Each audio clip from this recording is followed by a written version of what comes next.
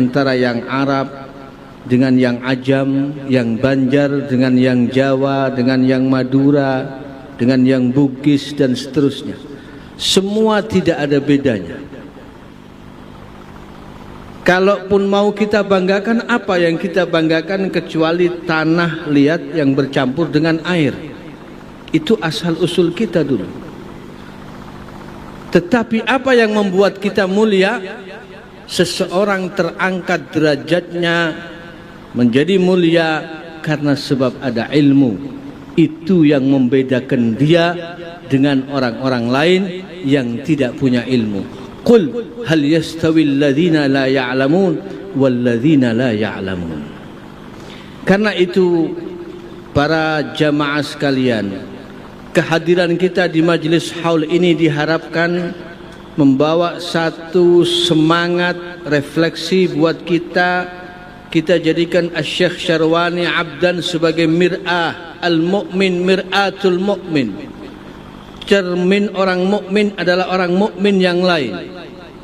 Cermin kita saat ini bercermin kepada Asy-Syaikh Syarwani. Tadi dijelaskan bagaimana kemuliaan Asy-Syaikh Syarwani.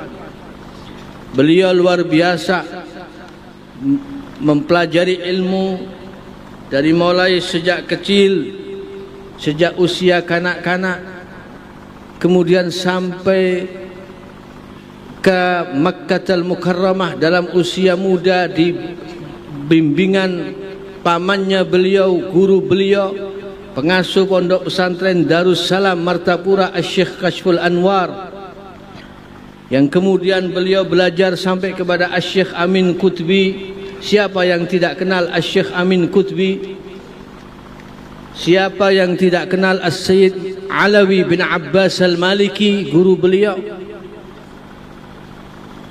Siapa yang tidak kenal dengan Asy-Syaikh Ali Al-Maghribi? Dan banyak wakam-wakam. Ini adalah silsilah zahabiyah, mata rantai emas. Al-isnadu minad din laulahu laqala man sya'a ma sya'a, kata Abdullah ibn al-Mubarak. Sanad itu, mata rantai ilmu itu bagian dari agama. Kalau tidak ada sanad dan tidak ada isnad, siapapun bisa berbicara seenaknya sendiri. Karena itu agama, ilmu ini adalah agama. Inna hadzal ilma dinun fanzuru amman ta'khuduna dinakum. Perhatikan kepada siapa kalian belajar, kepada siapa kalian mengambil ilmu. Silsilah Asy-Syaikh Syarwani bersambung an syaikhin ila syaikhin, min alimin ila alimin, min fadilin ila fadilin, sampai kepada kakek beliau, datuk beliau, yaitu Asy-Syaikh Muhammad Arsyad Al-Banjari yang kita kenal dengan Datuk Kalampayan. Ini adalah mutiara-mutiara Banjar yang layak dan patut kita banggakan, kita jadikan cerminan buat kita.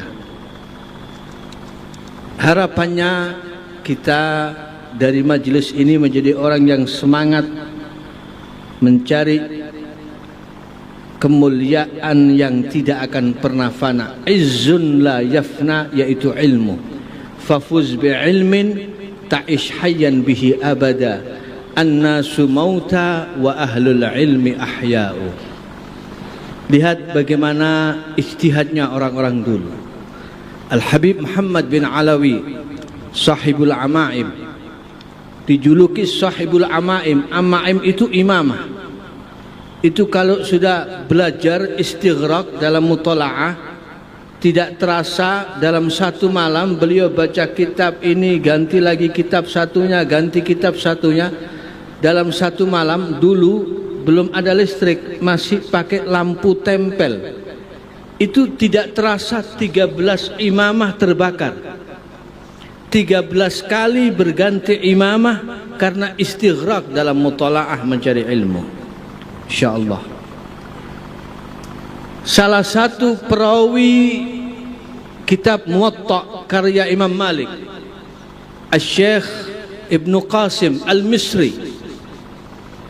Asy-Syaikh Ibnu Qasim Al-Misri ini dari Mesir. beliau mendengar di Madinah ada orang alim, Imamu Daril Hijrah, Imam Malik bin Anas. Maka beliau langsung terdorong semangatnya untuk belajar. Padahal beliau sudah berkeluarga, punya istri, punya anak.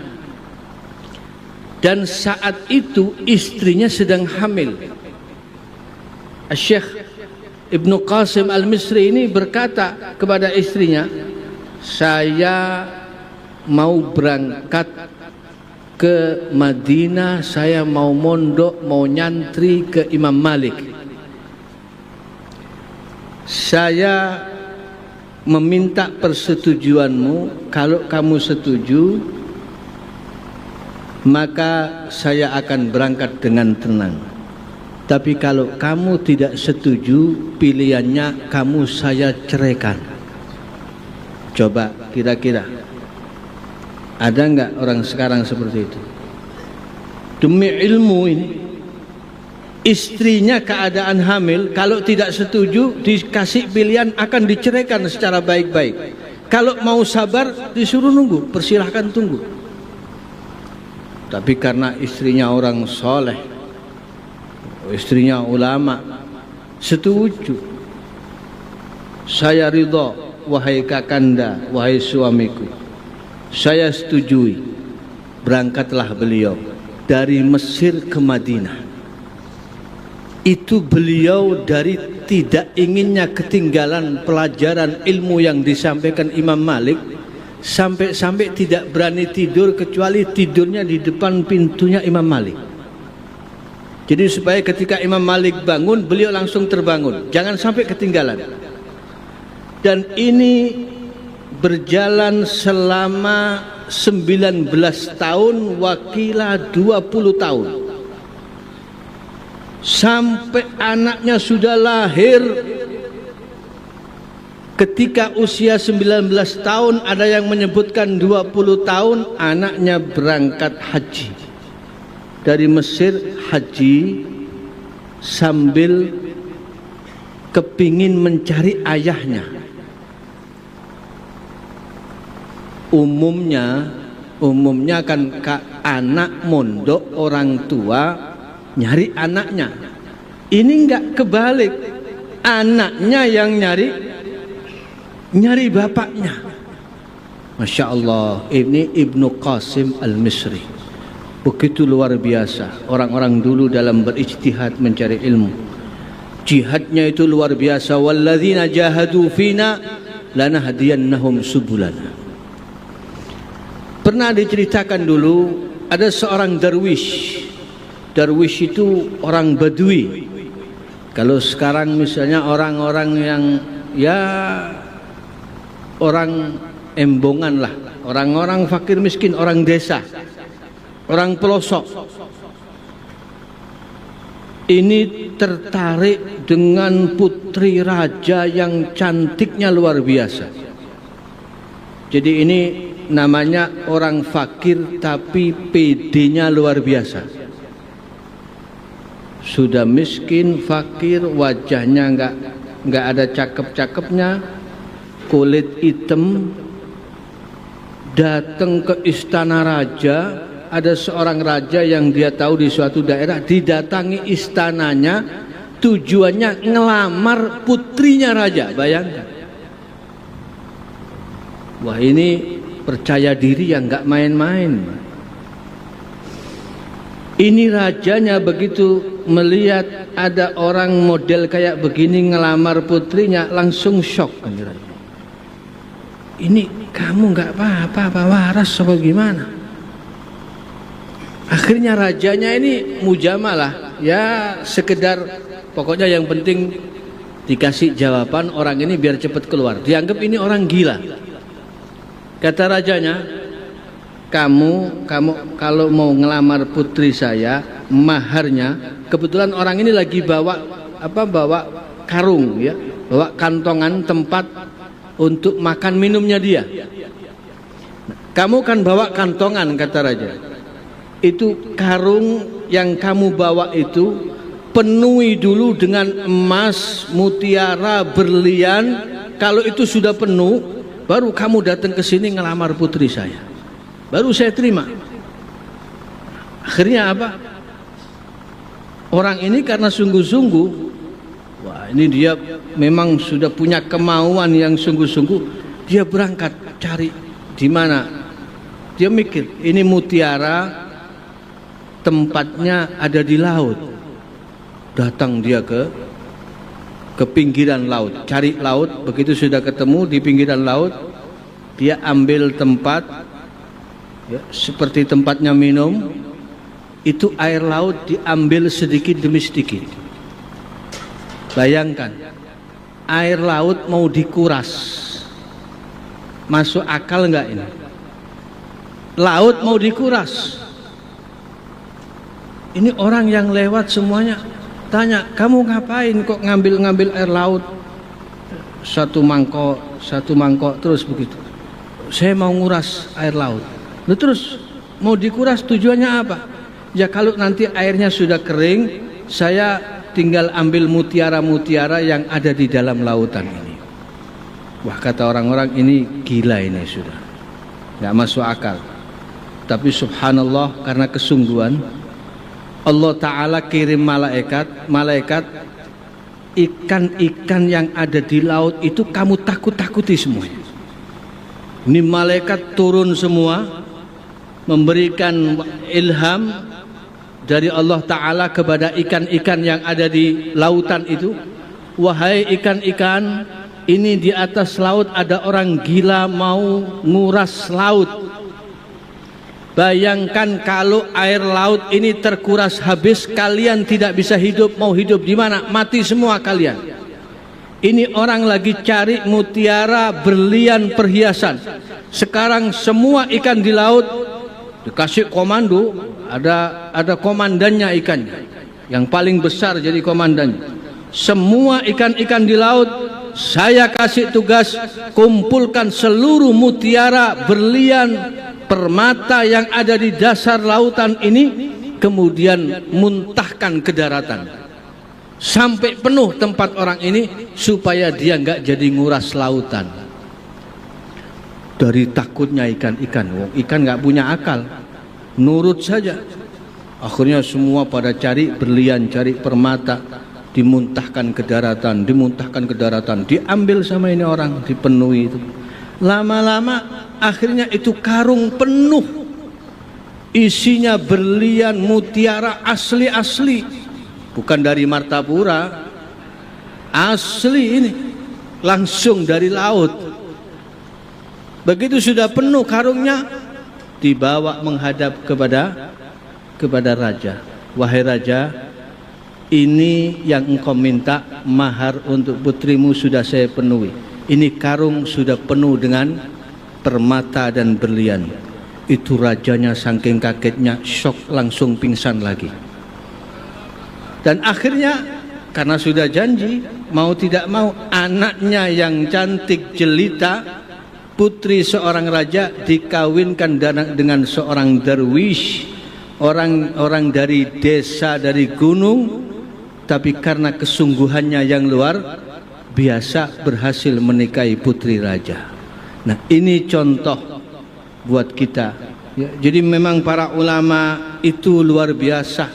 Mereka, jangan heran kalau Anda melihat Asy-Syaikh Muhammad Arsyad Al-Banjari, kita melihat Asy-Syaikh Muhammad Syarwani Al-Banjari, memang beliau ini kesungguhannya sangat luar biasa dari semasa hidupnya. Itu bisa kita lihat dari sirahnya dan manaqibnya. Dulu ada seorang ulama besar, Al-Habib Muhammad bin Husain Al-Habsyi. Ini ayah dari sahibul maulid, Al-Habib Ali bin Muhammad bin Husain Al-Habsyi.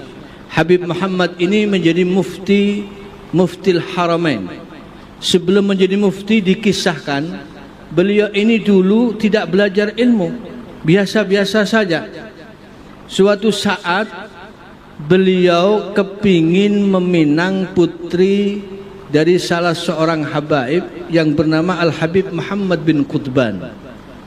Nah, ketika beliau mau ngelamar putrinya, Habib Muhammad bin Qutban ini tahu ini Habib Muhammad bin Husain belajarnya kurang sungguh-sungguh. Kata Habib Muhammad bin Qutban, saya tidak akan menikahkan anak saya dengan orang yang kurang sungguh-sungguh dalam menuntut ilmu agama. Akhirnya karena malu ini Habib Muhammad bin Husain, beliau enggak jadi ngelamar, langsung mondok lagi, belajar lagi bersungguh-sungguh siang malam mutolaah sampai jadi ulama besar. Akhirnya ini yang dulu menolak lamarannya jadi santrinya beliau, jadi muridnya beliau. Ini luar biasa. Jadi demikian orang-orang dulu itu, betapa mereka mementingkan ilmu, di mana ilmu itu adalah merupakan jalur kemuliaan.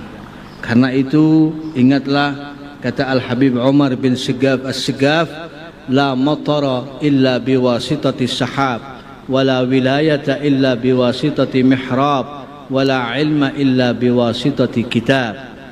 Tidak akan turun hujan tanpa diawali dengan awan dan mendung. Tidak akan ada kewalian dan pangkat yang tinggi di sisi Allah tanpa melazimi mihrab, tanpa ibadah yang sungguh-sungguh.